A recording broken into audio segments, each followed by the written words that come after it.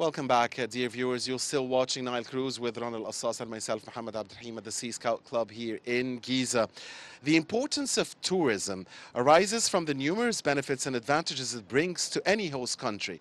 But real importance of tourism comes from its nature and how it is defined and structured.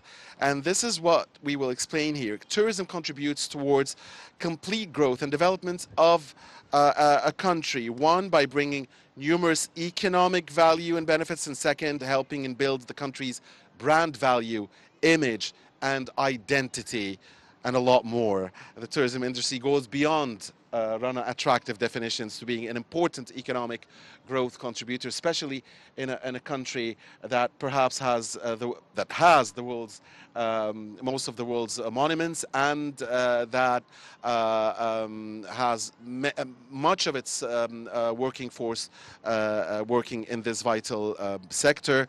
And on this occasion, and on the banks of the Nile, where the Nile cruise usually takes place here, on Nile Cruise, we are delighted to have with us Dr. Yahia Abdel Kader, a tourism expert and professor of tourism. Thank you very much, Dr. Abdel Kader, for joining us. Thank you so much for the invitation. Dr. Yahia, it's always a pleasure to have you with us in Nile Cruise. And at the beginning of today's episode, sir, I'd like to ask you, why is Egypt especially popular as a tourism destination, especially in winter?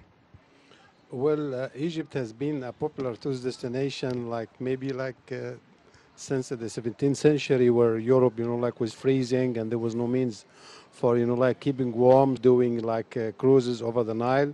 And the wealthy and influential in Europe was capable of, taking a cruise all the way to Alexandria, then taking a train and then cruising up Luxor and Aswan, staying for the whole season.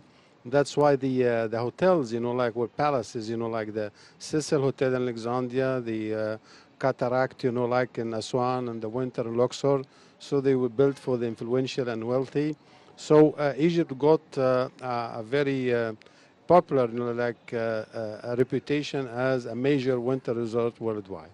So as we are approaching the winter season, Dr. Abdel Kader, of course, the weather in Egypt is beautiful all year round, and there is a places to go, whether you're in the winter, in the fall, in the autumn, in the spring, or in the summer. But as we are approaching the winter season, what are the destinations that you favor to and classify them to specific targets? I mean, for Europeans, for Americans, for Chinese, for Japanese, for Africans, for Arabs, Latin Americans, and you name it. Indians. Well, historically, winter tourism, as a destination, it was the popularity was for Giza, Luxor, and Aswan, because this is across the Nile where Nile cruises can sail and dock and they can stay for long duration. But currently, we start having, opening the resorts of the Red Sea since the 60s, very recently.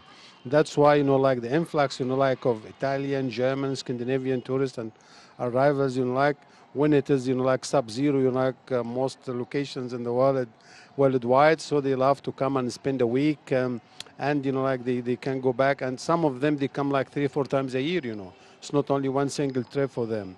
So we are lucky to have the Red Sea, in Sinai, all the way, from Sharm el-Sheikh, up to Safaga, Sahl Hashish, Hagada, and Marsa Alam. So we receive millions of visitors year-round all over, the destinations, which makes Egyptian tourism winter is very attractive. Okay, Dr. Yahya, seasonal tourism in Egypt reaches its peak in winter and during vacations. How can we provide an all-year tourism? Well, actually, tourism is not more classified as seasonal, because if you look at the world tourism arrivals worldwide, there is 1.4 billion visitors year round. So it's known that, summer, is more expensive in the summer because people have vacations, July and August. But the Egyptian tourism, prospers, in the winter because, as I say, we have lots of individuals and groups that you like to come for the culture tourism, up Luxor and Aswan. Many Europeans love to go to the oasis, Siwa. It's a favorite locations for, Germans and Austrians and Swiss. And then we have lots of Arab visitors who come from the Gulf and GCC. They love to fly from Dubai, Bahrain and Saudi and Kuwait. we have like around 1.5 million visitors from Saudi, like this year. So Egypt has been very attractive for both Arab and international visitors as well. Right. And what are the forms of diversity, Dr. Abdel Kader, that we have specifically in the winter in our tourism sector? Diversity, I mean, different types of tourism in winter. Well, classically, like cruising the Nile and like all the way from Cairo up to Luxor, and there are some Nile cruises as well behind the dam, like 2, 3, 4 boats that makes like unique excursions, like behind the Aswan Dam. So this is like one of the major attractions, like some time ago, many, many like visitors, they didn't like care for not, like culture tourism, but now they start, like going to see, like all the monuments of Egypt, Luxor, Aswan, Minya, Naga Hammadi, and all this became a popular destination now. For, for example, like German and Scandinavian visitors, they love to dive, So even like when it is like sub-zero, like in Europe and Scandinavia, it's very warm in Sharm el-Sheikh and Ras Muhammad and all these diving unique locations we have. So they like to come and dive year-round. So this is, again, another places. There are few places in the world that you can dive in the winter. And Egypt has been recently ranked by World, publication that is the second best diving resort worldwide. Dr. Yahia, how can you evaluate tourism as we talk today in Egypt, the flow of tourism, I mean, in light of the recent archaeological discoveries made here in Egypt? And how can they be used to attract tourists? Well, of course, classically we are very, fortunate to have, all this historical background from prehistoric, like in Fayoum. They have, like the Valley for the Whales and all these antiquities we have up to like Pharaonic, Greek-Roman, Coptic, Islamic, and contemporary times. So really we have a variety of diverse and rich heritage and archaeological sites and attractions. So this is one of the major. For example, currently in London, we have the exhibition of King Tut. Prior to that, it was in Paris. 1.5 million visitors, they were there. And by April, is going to come back to Egypt to join, like the main collection at the Grand Egyptian Museum. And by the way, the Grand Egyptian Museum is, stirring, like admiration worldwide. Everybody now is lining up. He wants to come for the opening. I get like messages from my friends all over the world. They say, like to come for grand opening and visit because this is, like once it's a historical event. Once in a lifetime, yes, Exactly, experience. once in a lifetime to have this location. So historically, we have the attractions, and then we have, like fair weather. We have, carnivals. We have festivals. Like last summer, we had Yani, Geneva Lopez, and then we have the Cairo Film Festival. Sports tournaments. Exact sports tournaments. Just we won the Youth Olympic. The Cup for Africa. And then again, we have, conferences. Three weeks ago, we had the Aida concert performed at the Queen Hatshepsut Temple, at the western bank of the Nile. So all these, factors, this is why, this year we will be scoring over 12 million visitors and probably 15 billion US dollars of gross revenues. But still, Dr. Mashat really, she's doing a good job. She travels a lot to promote Egypt, Egyptian tourism and attractions. But still, this month, Dubai received 12 million visitors. It's only one city that have 2 million populations, and in Egypt we are 100 million, and we received like maybe the same figure. This year, next year, 2020, they're going to have the Dubai Expo, and the whole United Arab Emirates will be receiving around 27 million visitors. So Cairo and Egypt, they need to get their market share value. In Greece, they received 35 million, Turkey 45 million, Dubai like 27 millions, and Malaysia, for example, which is an international location, they receive 26 million. And by default, Egypt should receive more than all of these mentioned countries. By default, just because of what we have here. If we like really get the average of this, we should get like about 27 to 30 million visitors a year. So why is the difference between other destinations and us? Like at the Dubai, for example, marketing, like and tourism department, they have a team like of 100, 150 professionals who are working, creating, look at the Expo 2020, this is going to go for 6 months, is going to, accommodate and, participants is going to be by the millions, and then it's going to be a permanent location for all these countries, over like about 120 countries. They have pavilions, and Egypt is having a beautiful pavilion as well in Dubai. Sir, of course, from your own perspective, what are the untraditional types of tourism that can be launched here in Egypt? Traditional types, I think. Untraditional. Untraditional.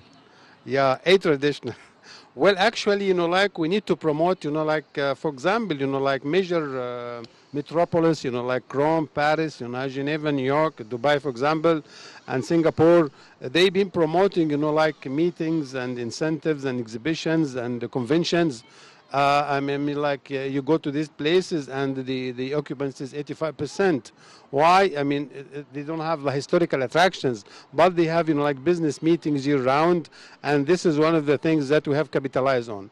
We don't have, like a solid, like base as these competitors. So this is one area. If we work on this, that can get at least from 5 to 7 million visitors who come from incentive travel, meeting, incentives, exhibitions, and conventions. It's very essential. Go ahead, Mohammed. No. I was just going to mention that President Abdel Fattah al-Sisi is working very hard in Sharm el-Sheikh on enhancing all different types of conferences, youth conferences, many others, Mohammed. Exactly. Doesn't this account? It does, because really, like the president really is like the #1 salesman for Egypt, for the whole country. Exactly. And really he's doing a very good job. For example, like when he goes on a bike, on a cycle. So this is one of the attractions of tourism. And in France, for example, they have Tour de France. We can do the same thing in Sharm el-Sheikh, like all the way to Marsa Alam. New resorts, like they have to include, like these, like bike trails. For example, last week they renovated the Corniche of Luxor. But if you look, there is no pathway, like there's no lane for bikes. So this is a very valuable attraction. So for example, if I were the governor of Luxor, I would like get like 500 or 1,000 bikes and leave it like on the Corniche. And visitors are going to stay longer. They're going to enjoy it. They're going to promote it. And because like bikes in Europe is becoming like a major way of transportation now. I mean, cars, like, and subways is getting less. They like to stay healthy. And environmentally, like it's very well established. So we have to do the same thing in the holiday resorts, even universities. We have to encourage the students to use bike so we can reduce, like the pollution that we have and other environmental problems. Yes, Rana, and you mentioned the importance of Sharm el-Sheikh, and I think that in the future we will see this also in the administrative capital, in the conferences. We will also see it perhaps in the new Al Alamein city, as well as Egypt continues to upgrade its infrastructure and spend on these mega projects that should bear fruit to the country. Yeah, please. I mean, President Sisi, just like a few days ago, he opened, like the tunnels, like the pathways to Sinai. And, in Egypt, we talk about Egypt is Africa all the way. I mean, Sinai is 60,000 square kilometers, and this is Asia. So we are the only country in the world, probably. And you're just here at the doors of Europe. I mean, we are the center of the world. Yeah, so, this is a unique location. We have the Suez Canal, like we are center point exactly geographically and strategically, like for trade, for culture, for education, for tourism, absolutely. Yes. Dr. Abdel Kader. Some tourism experts discuss the importance, especially nowadays, Dr. Abdel Kader, of the use of information technology to promote tourism. What's your view on this? And well, actually, like we're turning, like we are proud to be the first people on earth, like that developed calligraphy, like, and like inscription and writing with the hieroglyphics that, like was the mother of all languages worldwide. So this is, we contribute to world, like promotion of culture, information worldwide. But now, like we're getting into the digital, like phase, like of age. So really, it's a paperless age, like the newspapers are fading away. Most of the information, like media. So tourism promotion, for example, like, like 10 years ago, 20% of world travelers were using, like booking and travel agent. Now travel agent, like have been faded, and it's online booking now for everything, for the services, like everything you can get it now.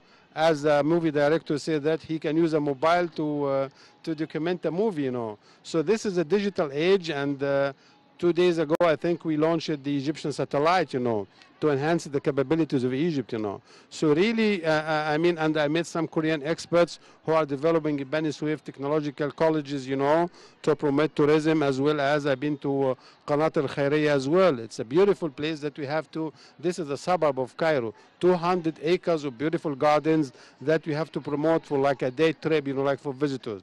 We have to create an agenda for attractions and sites in Egypt. For example, they have a textile, like museum that's not running anymore. We have, like we used to Kaaba to do. It's like, The kiswa or the dress. exactly, Yeah, Kesa for Kaaba. This is another neglected place.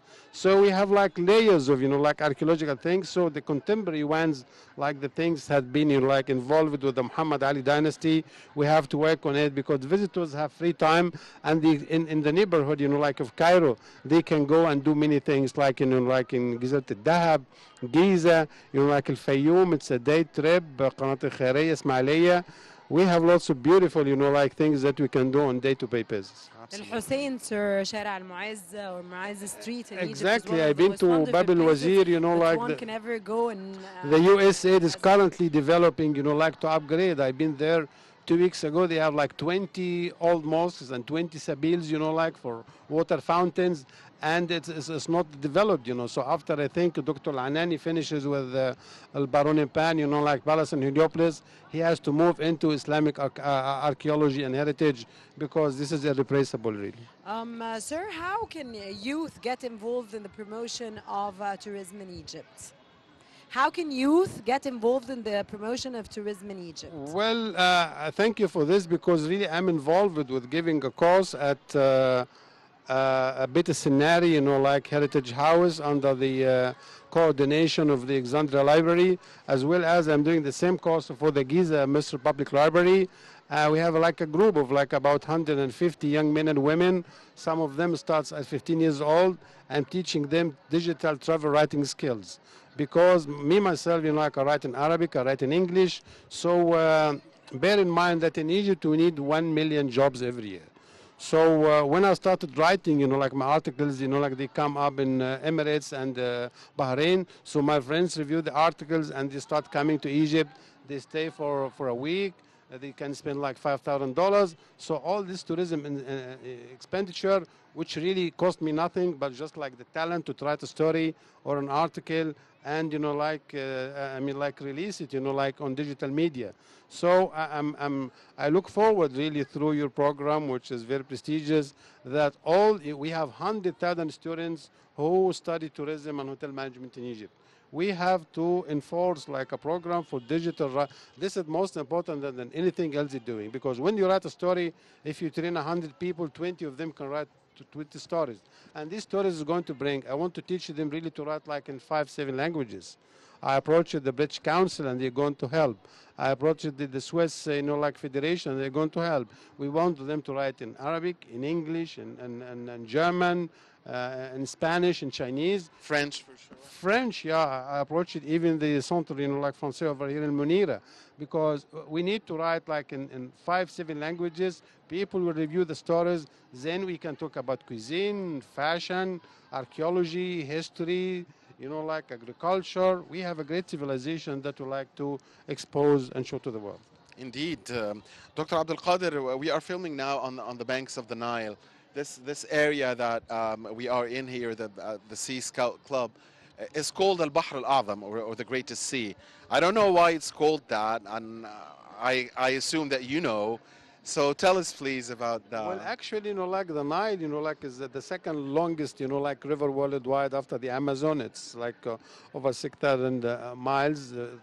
Springs from the Victoria Lakes and Livingstone over there. So really, this is like closest to become like the widest, like part of the Nile.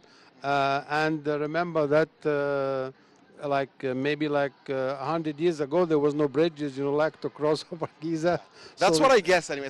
So this is supposedly the biggest width that we have. Exactly. This is the largest part of the Nile, and we lucky to have, like Kobri al-Gama and Kobri Abbas to link, because, it was like isolated areas and you have to take boats, like we have like two types of Mamluks, Mamalik al-Bahariya and Mamalik al-Burgiya, because these live over here by the Nile, the other one live in the citadel. and they were like two factions, like so. And just we hope that like we reach like practical negotiation with Ethiopia, because like the river Nile is our lifeline, and like it's been keeping Egypt for eternity. Yes. Indeed, and it will, Dr. and will Yahia continue to do Abdel, so. Kader, how do you see the culture and economic value of Egyptian monuments? Well, really, like I worked as a tourist counselor, like during Dr. Mamdouh al-Battagi time for 8 years in New York and California as well. Dr. And Mamdouh in Egypt, al-Biltagi is one of the legends of yes. Yeah, of tourism course, in the Egypt. Of former course, tourism minister. yes, Yeah. it's worth to mention Allah that he yarham. is one of the So legends. really in Cairo, like Cairo, you have a metropolis of 25 million people, and you have only one museum. If this Cairo was like in any European or American capital, we are going to have at least like 7, 8 museums. But now we have the big, The Grand Egyptian the Grand Museum. Egyptian I Museum. know, but like we still, like we have lots of antiquities that's stored, like we have like millions of pieces in storage. And it was really the Grand Egyptian Museum was a very good exit, like to display this, like rare, like collections in the museum. So, for example, let us talk about what they did in the United Arab Emirates. The average length of a stay was like about 2 nights. They wanted to extend the stay of the visitors. So what they thought about, oh, they need culture. So what we do to the Louvre in France, and they have one grand museum that opened in Abu Dhabi, and that made like tourists and visitors stay one more night. So that is going to generate, like millions of and billions of dollars. The same thing has been done in Dubai. They got the Guggenheim from New York. And if you go to both these places, like rare and best, like collection of antiquities, 60% is pharaonic antiquities. So it's Egyptian antiquities. 60%. 60%, yeah. And I met the organizers really in Bahrain and in Dubai, like who developed these museums. And they talked to me, how much are they charging them? They're charging them $1 billion to lend them, like antiquities, which 60% is Egyptian. So I think it's time that we establish one Egyptian museum in United Arab Emirates. That's true. I mean, like in Sharjah, for example, Sheikh Al-Qasimi, Because like, we want to benefit from our fortunes. I mean, we have the priority. exactly, you have assets, from our like fortune. kept in the cabinets, nobody can see it. So they took us from us, they took it to France, and from France they sent it to Dubai, and we are here. We are only 3.5 hours from Dubai and Bahrain and Kuwait. We can do a museum in Sharjah, and Sheikh Al-Qasimi will love that, because it's the culture capital for the Arab world, publication, poetry, museums, heritage, Dr. Yahya, you know, a few weeks ago there was a reception held at the Culture Center in the United Kingdom for the farewell of Tutankhamun. Yes. You know. Yes, yes. Tell us more about it. Well, actually, like, of course, like Egyptian antiquities is so much, like connected, like with the British, like archaeologists like Howard Carter and others who came to Egypt. And actually the European powers, they know like the value of these antiquities since the 17th centuries. So they will send their consuls in Alexandria just to do one thing, to dig up Egyptian antiquities and ship it, like to Europe, like So it's not coming back to Egypt? Oh, no, the collection is coming back, It's but coming I'm back to talking Egypt. about the link, like between Egypt and like the UK for the archaeological sites. So really these sites, is very unique, and we have, like an excellent collection that's coming next April, inshallah. Okay, Dr. Yahia Abdel Kader, tourism expert, we thank you so much for joining us in this very important segment of Nile Cruise, and thank you so much for your informative, of course, knowledge. Thank we you, sir. always Always a have great pleasure. pleasure. Yeah. Thank you. Thank you so much. Dear viewers, stay with us. We have yet more to come on our episode in Nile Cruise today. Don't go away. We'll be back again.